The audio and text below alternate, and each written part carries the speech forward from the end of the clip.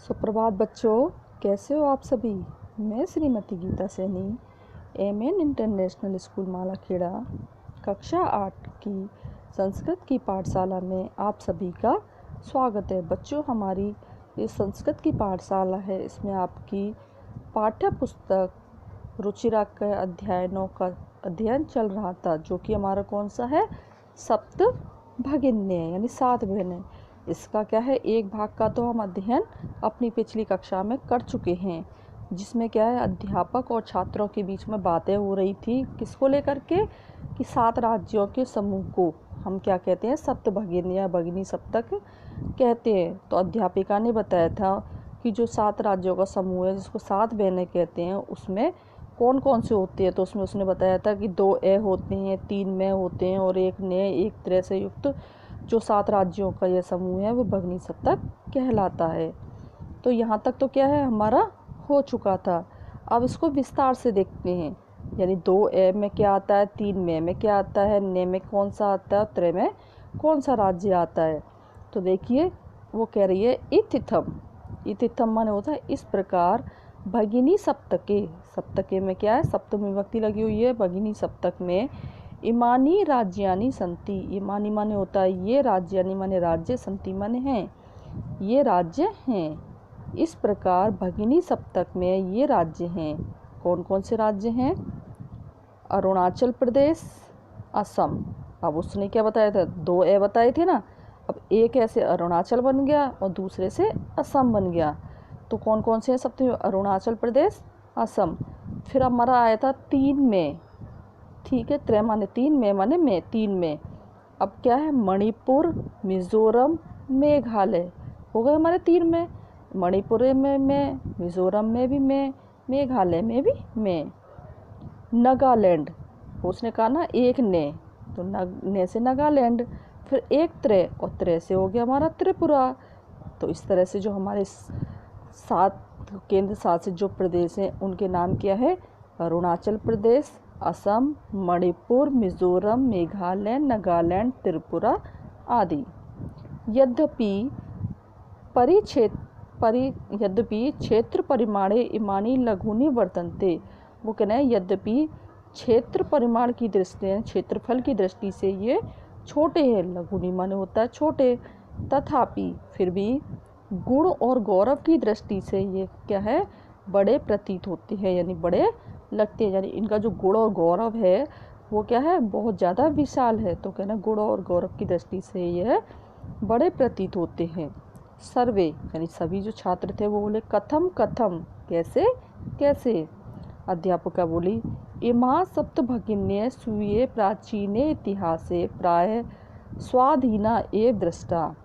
ये 7 बहनें अपने स्वयं माने होता है अपने प्राचीन इतिहास से, सप्तमी विभक्ति लगी हुई है बच्चों, प्राचीन में भी और इतिहास में भी। प्राचीन इतिहास में प्राय स्वाधीन यानी स्वतंत्र ही दिखाई देते हैं।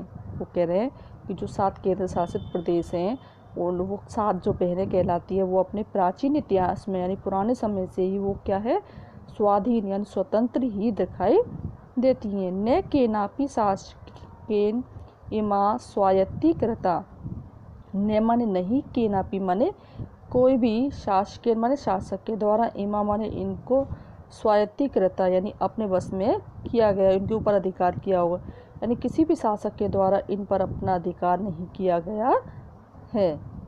अनेक संस्कृति विशिष्टायां भारत भूमौ एतेषां भगिनीनां संस्कृति महत्वाधायिनी इति। अनेक सांस्कृतिक विशिष्टताओं से भारत भूमि में ये बहनों का संस्कृति महत्वधायिनी इति यानी महत्व धारण करती है। अनेक सांस्कृतिक विशेषताओं के कारण भारत भूमि पर ये बहनें सांस्कृतिक महत्व धारण करती है, यानी इनका सांस्कृतिक महत्व है। अनेक विशेषताओं के द्वारा इनका भारत की भूमि पर सांस्कृतिक महत्व है। तन्वी बोली अयम शब्द सर्वप्रथम कदा प्रयुक्त है।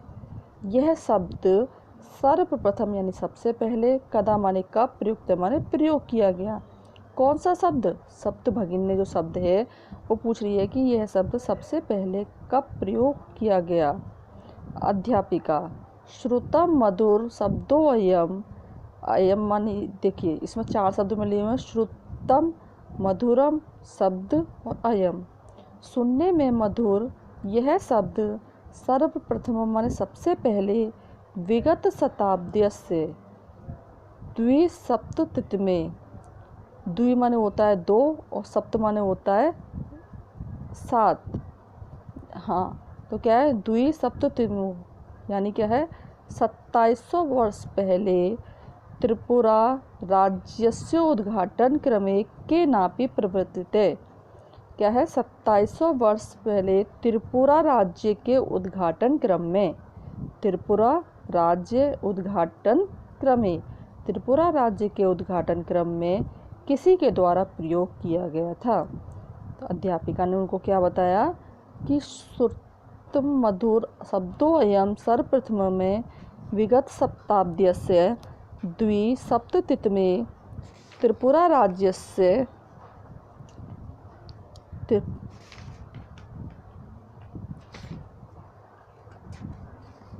त्रिपुरा राज्यस्य विगत शताब्दस्य द्विसप्ततितमे वर्षे त्रिपुरा राज्यस्य उद्घाटन क्रमे केनापि प्रवर्तिते।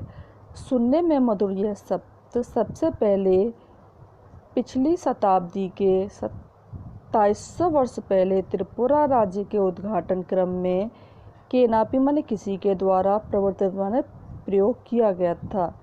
तस्मिन्नेव काले एतेषां राज्यानां पुनः संगठनम विहितम, तस्मिन्नेव उस ही काल में इन राज्यों का फिर से संगठन किया गया, यानी फिर से इनको इकट्ठा किया गया। फिर कहने हैं स्वरा बोली, अन्यत्र किमपि वैशिष्ट्यम अस्ति एतेषां, अन्यत्र माने दूसरी कोई भी विशेषता है क्या, एतेषां माने इनकी, या इनकी कोई और भी दूसरी विशेषताएं है क्या। यानी एक विशेषता तो उन्होंने बता दी, कौन सी, सांस्कृतिक विशेषता के कारण। अब वो कह रही है कि इनकी कोई और अन्य विशेषताएं भी हैं क्या। तो अध्यापिका कहती है, क्या कहती है, नूनम अस्ति एव, नूनम माने निश्चय, अस्ति माने है, एव माने ही, निश्चय ही है। पर्वत, वृक्ष, पुष्प प्रभृति भी है। पर्वत, पेड़, फूल आदि, प्रभृति भी है माने आदि।